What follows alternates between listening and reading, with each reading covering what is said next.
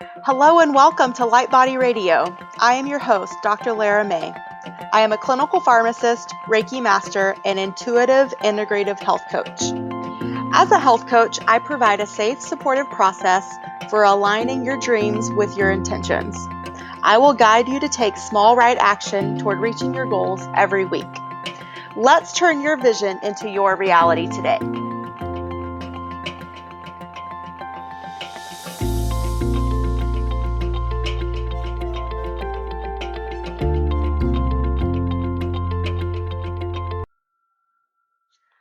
Are you wanting to get healthier or eat better, but aren't sure where to start?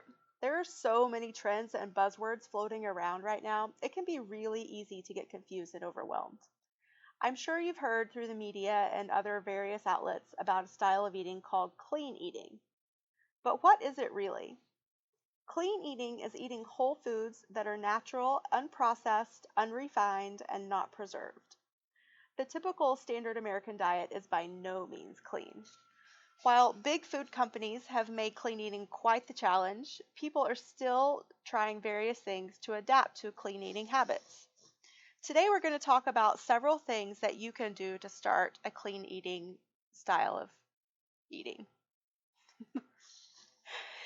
If you're able to take notes or jot some things down, that's great. But otherwise, I'm going to put some links in the show notes so you can go to the blog to print that out if you want, or to the EWG website for their Clean 15 and Dirty Dozen. So when you're at the grocery store or shopping for food, you have the tools that you need right at your fingertips. So again, just to be clear, clean eating is a style of eating where you eat only unprocessed, unrefined, nutrient-rich foods. There are 5 basic things that make up a clean diet: fruit, vegetables, a protein source, whole grains, and nuts and seeds, and maybe dairy, but we'll talk more about that later. Okay, so first thing on the list is fruits. All sorts of fresh fruits are clean. However, fruits like apples, peaches, grapes, and strawberries are all better eaten organic and non-GMO. And these are on the EWG's Dirty Dozen list, which is a list of the highest bad pesticides, highest concentration of bad pesticides, even after washing. So if you eat canned fruits, frozen fruits, and dried fruits, they should all be without extra sugar or preservatives. And maybe some of you are wondering about fruit juices. While these are technically classified as clean if they are without artificial flavors or added sugar, they are a huge sugar load to your liver. And so I would say proceed with caution for those, because all of us have so much sugar in our diet already, unless you are just a super excellent sugar-free eater. And honestly, I don't know many of those people. I feel like I live a pretty good sugar-free lifestyle, but still, I like fruit and I like chocolate every now and then. So it's best to just stay away from fruit juices just because they're so high in sugar. And I mentioned the EWG earlier. That is an organization that is a pioneer in uncovering contaminants and foreign chemicals in our environment and in our foods, and they really do a great job at giving us information about cosmetics and food and shampoo and all of these different things. And so every year they come out with a list of Clean 15 and Dirty Dozen.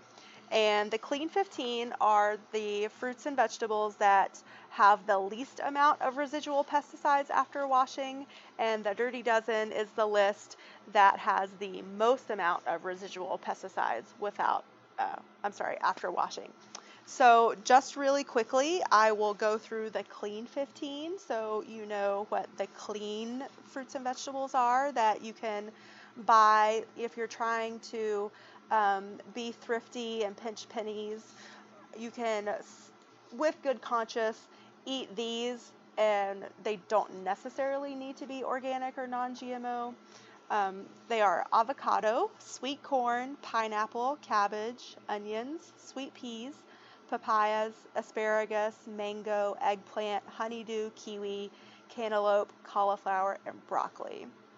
And the dirty dozen, like I said before, have a lot of residual pesticides even after you wash them. So these are best if you can find them from a local fruit stand or your local CSA box, and or buy them organic and non-GMO. And they are strawberries, spinach, nectarines, apples, grapes, peaches, cherries, pears, tomatoes, celery, potatoes, bell peppers, and this year they added hot peppers as well. So that's some information about that. And I think we're ready to move on to vegetables.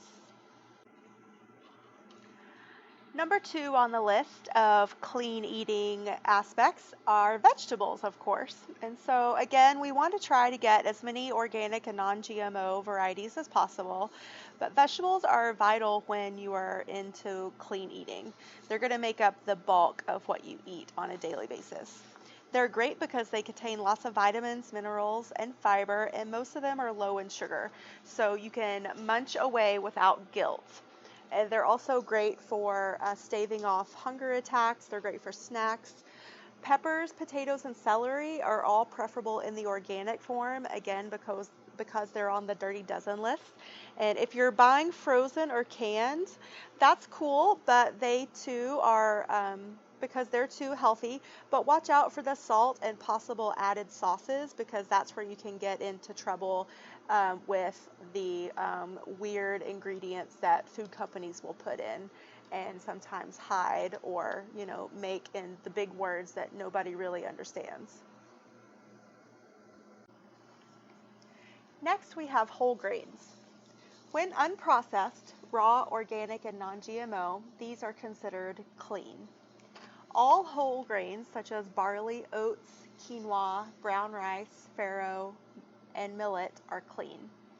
When you wish to buy whole grain products, you can purchase whole wheat versions of pasta, bread, muffins, pizza dough with no salt and sugar in it. If you crave popcorn, buy the kernels that contain no additives or butter and that can be easily made on the stove. If you want to buy flour, make sure it's unbleached, whole wheat, coconut, almond, buckwheat, chickpea, or oats, and gluten-free flour mixes can also be part of your clean eating choices. If you are gluten sensitive or celiac or full-blown allergic to gluten or grains, then you want to obviously avoid all grains and their flours. So when you're looking at food labels, you want to make sure that you're looking for all of these products or byproducts. So while whole grains are on a clean eating style diet or lifestyle, for me personally, I am gluten sensitive, so I have to eliminate all gluten sources from my diet. So for me, clean eating would not include whole grains, but a lot of people don't have that problem, thankfully. Or, a lot of people do have that issue and they're not aware of it. So if you find yourself with a lot of GI discomfort and inflammation, it might be worth doing a trial of going grain-free for a period of about 3 to 4 weeks at minimum to see if that gives your body time to heal, and then you can reintroduce it slowly.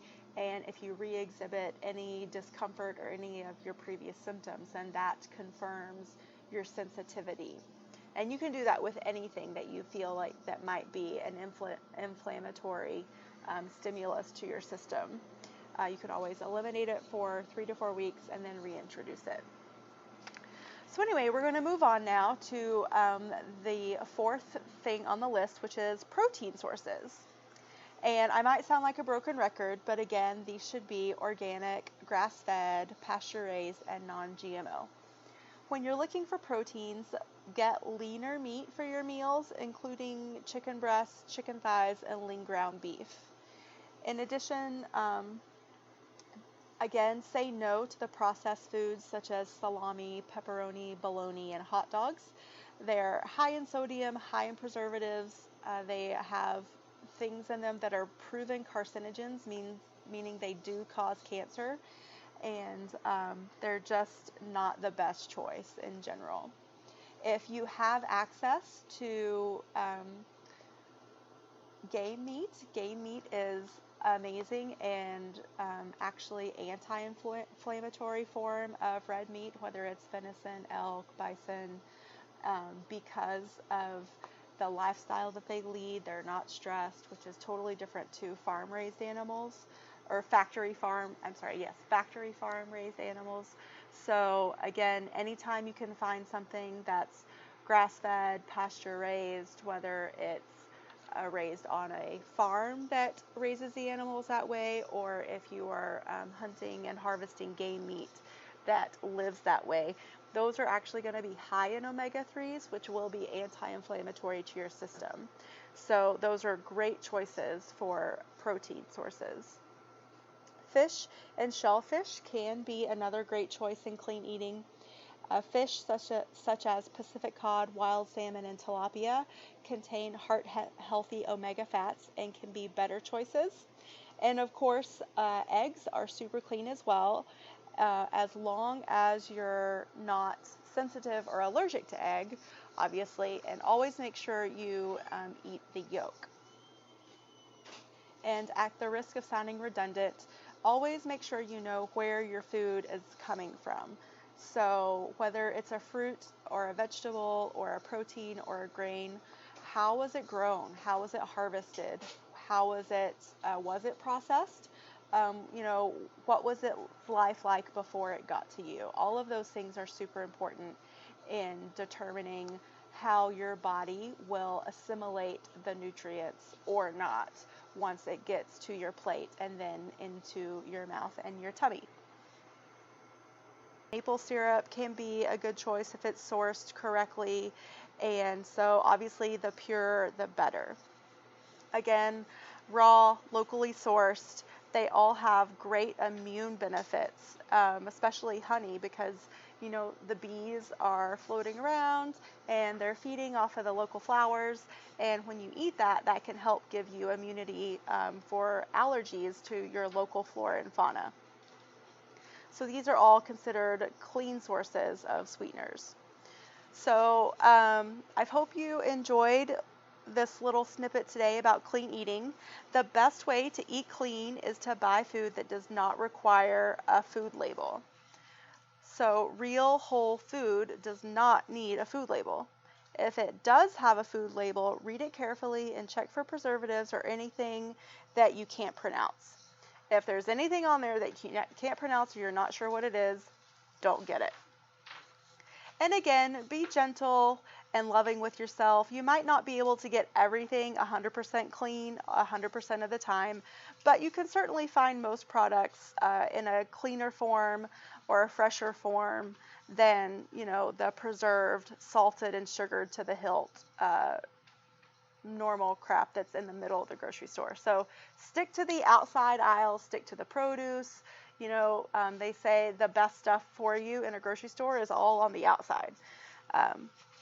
So if you have any more questions, I would love to hear them, whether it's in the comments. If you're listening to this on Anchor, then you can actually call in and leave me a question or a comment, and I would love to interact with you that way. You can always find me on Facebook, Twitter, and Instagram at Dr. Lara May. That's DrLaramay. And you can always email me. My email is laramay@drlaramay.com. And I, love to hear your feedback. I love to hear your thoughts. I want to hear what you want to know more about.